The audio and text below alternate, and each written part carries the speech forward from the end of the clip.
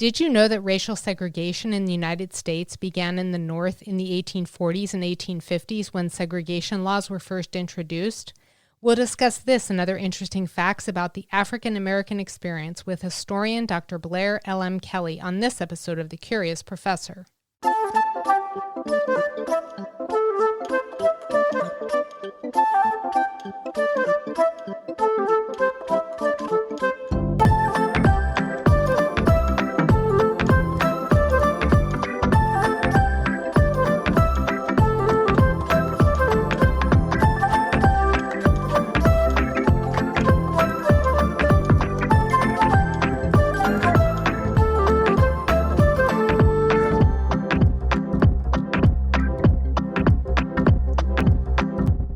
Hi everyone, I'm Dr. B. Welcome to the Curious Professor podcast, where I take listeners on a journey of discovery to explore the people, places, artifacts, and natural wonders that spark my curiosity.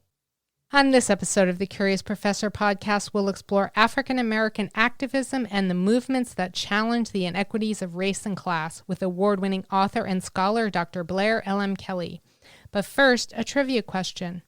What was the first major educational institution in the United States to have an all-black faculty? I'll have the answer for you at the end of this episode. I'm thrilled to have Dr. Blair L.M. Kelley on the show today. Dr. Kelley is an award-winning author, historian, and scholar of the African American experience. A dedicated public historian, Kelley works to amplify the histories of Black people, chronicling the everyday impact of their activism. Kelley is currently the Joel R. Williamson Distinguished Professor of Southern Studies at the University of North Carolina, Chapel Hill, and the incoming director of the Center for the Study of the American South, the first Black woman to serve in that role in the center's 30-year history. Kelley is the author of 2 books that trace the protests that toppled segregation and the people and movements that challenged the inequities of race and class. Right to Ride, Streetcar Boycotts and the African American Citizenship, and Black Folk, The Roots of the Black Working Class. Active inside the Academy and out, Kelley has produced and hosted her own podcast and has been a guest on shows such as CNN Tonight with Don Lemon and MSNBC's All In. She has written for the New York Times, the Washington Post, The Root, The Griot, Ebony Salon, and Jet Magazine. Welcome to the show, Blair. It's great to have you here. Thanks for having me. What's the most unique thing about you? I think of myself as a very regular person, so unique is hard. I think as an academic, I'm unique in my regularness. I call myself regular. So I'm a mom, a wife. I cook a lot. I bake on the holidays. So I think that's probably unusual among academics to be sort of clinging to these other kinds of identities. But those are the things I love to do. You wrote an article in the Washington Post, "You Can't Tell U.S. History Without Black History." It's about the National Museum of African American History and Culture. And in the article you state, it tells the stories of Black America the way they should be told, the way I, as a historian, strive to tell them. Not an account of Black people fitting into American history, but American history told through the Black experience. Tell us why you felt this was an important piece to write. I was really honored to have the opportunity to come to the Smithsonian when it first opened. And so, the chance to be connected, to write about it in the Washington Post was enormous and felt very special. Because I think I call it Black Smithsonian. The Black Smithsonian really did something incredible in comparison to a lot of other spaces that I felt, often had Black history as an additive rather than something substantive and central to the American story. And so just moving through its spaces and, moving from enslavement in its earliest origins all the way through a very contemporary celebration as you move through the building was an incredible journey, and one that mirrored, as I said, the ways that I like to teach, and really gave you those poignant personal moments, but also that longer narrative that is so helpful about thinking about the African American experience. So it's just an incredible space, and it's been incredible. I had a chance to go there to celebrate Black folk, and just to be there in that place, the ways in which people have embraced it and made it their own. And everyday people, not just fancy academic folks, but the ownership that so many people have, and that sense of pride in place is incredible. And so I've just loved to see the way it's grown. And I have one of my own students who works there now. So I was like, oh my God, the pinnacle of what's possible. What inspired you to write your first book, Right to Ride, Streetcar Boycotts and African American Citizenship? So Right to Ride grows out of my dissertation work. I was in undergrad and I was working on a project on voting rights and Lonnie Grenier, and I wanted to give more historical depth to thinking about voting rights. So I went back and I studied Reconstruction, and then I studied the Civil Rights Movement. But there was this big gap at the turn of the 20th century that left me confused. Surely not everybody stopped doing political work during that time period. And so I went to my advisor, Reginald Butler, and he said to me, well, I guess that's the book you need to write. And I thought to myself, well, I can't do that right now, but maybe I can get to that at some point in my career. So it planted a seed in 20-year-old me to think about that as I moved into my graduate program. And so I was pleasantly surprised and excited to see that just what I thought might be possible was possible, that there really was a political movement in a time that we thought there was none. And there's been a decreasing of that silence around that time period since I wrote Right to Ride. So it's been exciting to see. And you discuss a phrase called the age of accommodation. Tell us about that and why it was significant. So Booker T. Washington is probably the Black leader that people associate with that time period the very most.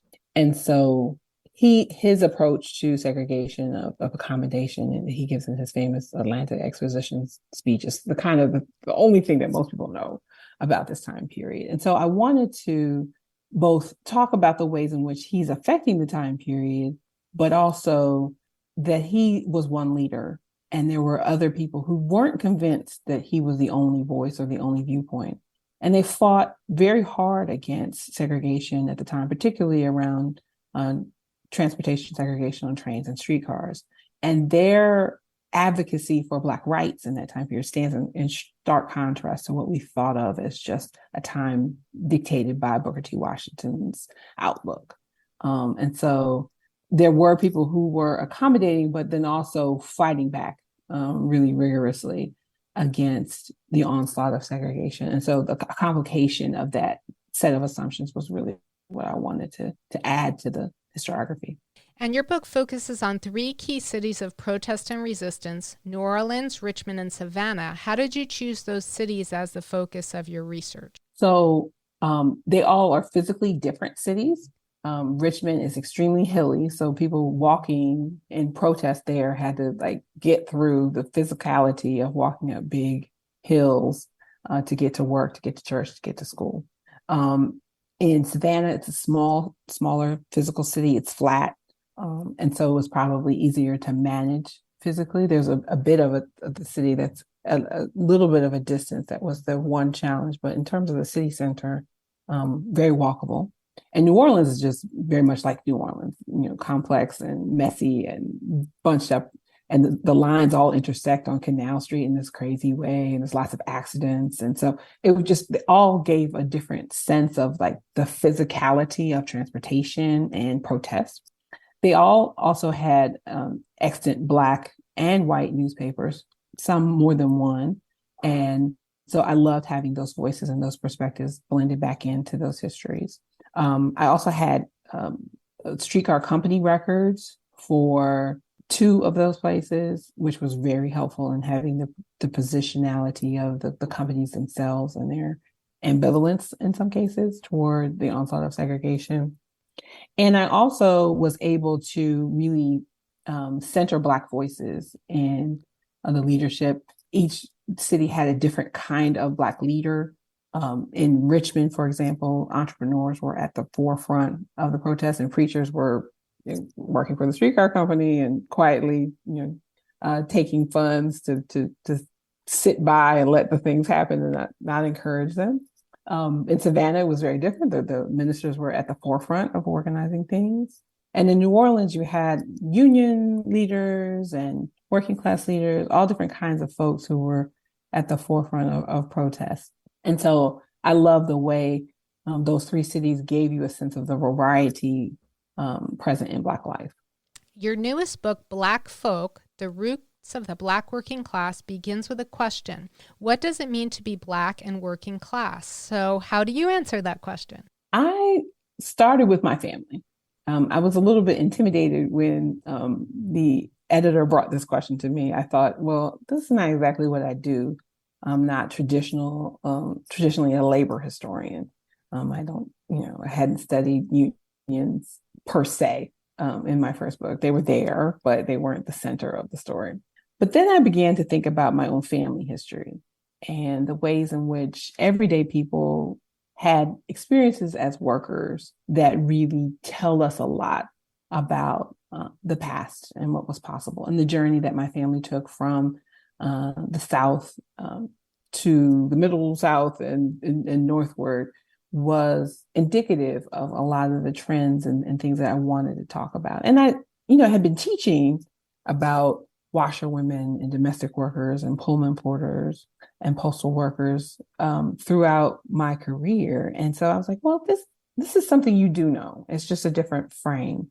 And so I became excited about what might be possible by using this new frame and applying the skills I already had and my love of oral history and my family stories and my love of digging in the archives to figure out these puzzles.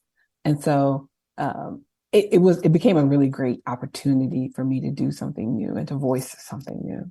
Why do you feel it was an important book for you specifically to write? I think for me, I am so interested in Black humanity. I always tell my students that our goal should be to sit on the shoulder of our historical actors and to be able to look around the world that they inhabit and tell a story from their point of view as much as we can. I mean, there's always limitations, but what can we know? What can we trace? What does their network look like? What does their community look like? What is their outlook that's unique? And so for me, writing this story, writing from a place of that was deeply human has been a goal of mine. And so often, if you ask people about what their favorite history book is, they tell you a book by a journalist who can write beautifully and really render the American story through their voice. And so I just felt like, well, historians have to get in that game too. There's a certain set of skills that I have as a researcher and a teacher and a thinker over time that I want to bring to bear. And so making these stories accessible and beautiful and compelling really was what I wanted to do next. And so it was a great fit. And you specifically write about your great-grandfather solicitor and your grandmother Brunel. Tell us about them and how you were impacted by their stories. So solicitor, my great-grandfather was a sharecropper in Georgia, and he was cheated out of the value of the crop year after year. One year he finally was told by the landholder that he owed money back after turning over his crops for the few provisions that he had bought during the year. And he knew that wasn't right. He knew the math was off, but he had no way of fighting back. And so he packed up his children and his wife in the middle of the night and fled. My mother had told that story to me many, many times. She was a big storyteller. And she would tell me a story multiple times, and I would be like, Mommy, I know the story already. And she would just keep going and say, well, anyway. And so it's a story I heard many times from her. I heard it from my grandfather. I heard it from my grandmother. And it was a foundational story for my family. So it's how I thought about the working class journey in this time period. And so I wanted to begin with him. My grandmother Brunel is, a woman who was really formative to me as a young person, really played a big part in raising me.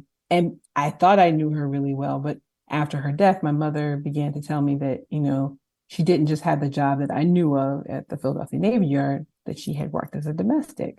And then over time, I figured out that she had been a household employee for probably close to a decade, and really digging into the archives to find her and trace her in this particular way was an incredible journey, and to know the real struggles that she had. And she had a high school education. She was extremely proud of it. It was rare for Black women to have access to high school education in most cities and most places. You really had to go through something to get to a Black high school.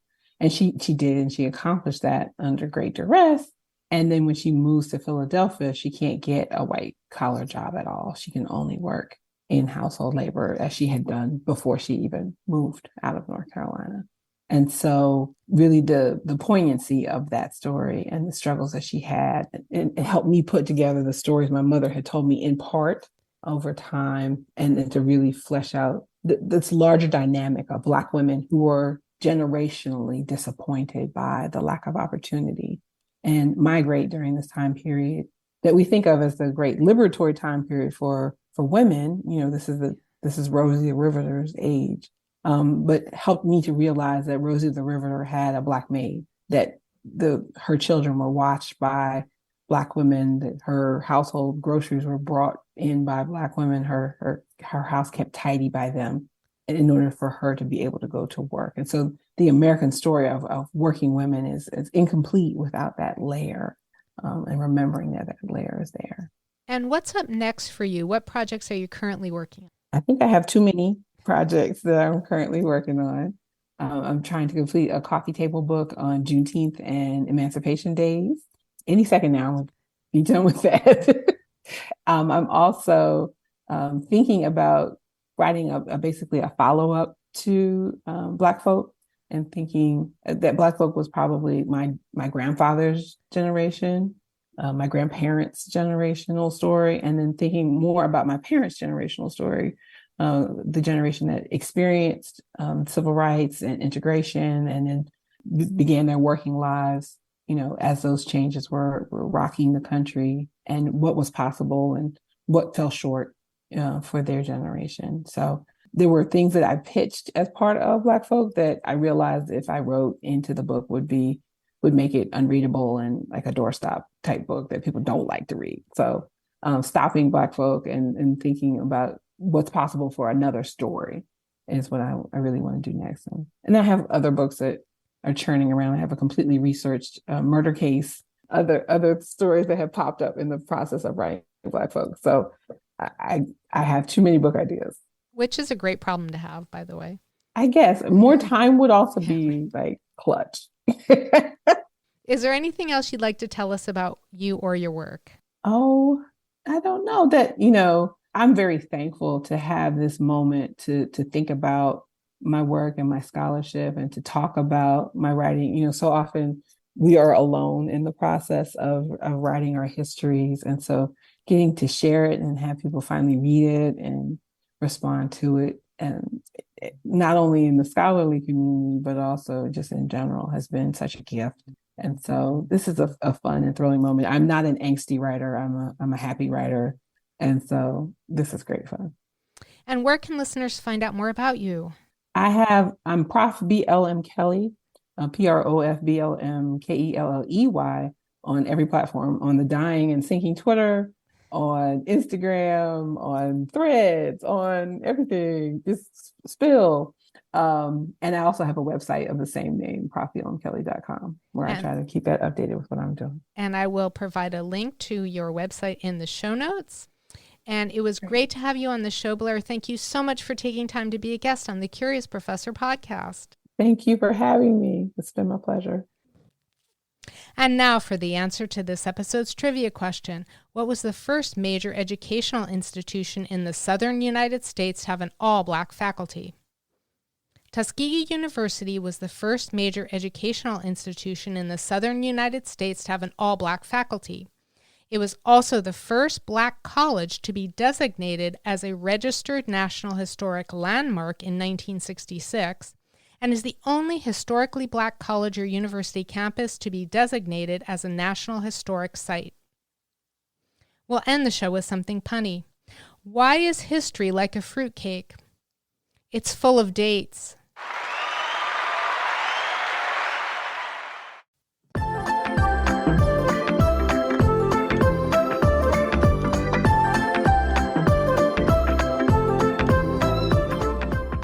Thank you for joining me for this episode of the Curious Professor podcast. If there's a person, place, artifact, or natural wonder that has sparked your curiosity and you'd like for me to feature it on the show, please let me know. My website is thecuriousprofessorpodcast.com. If you enjoyed the show, be sure to subscribe to the Curious Professor podcast wherever you listen to podcasts. And if you'd like to become part of my community of curiosity seekers, be sure to visit my website, thecuriousprofessorpodcast.com, and join Dr. B's Hive. Until next time, always be learning and be curious with Dr. B.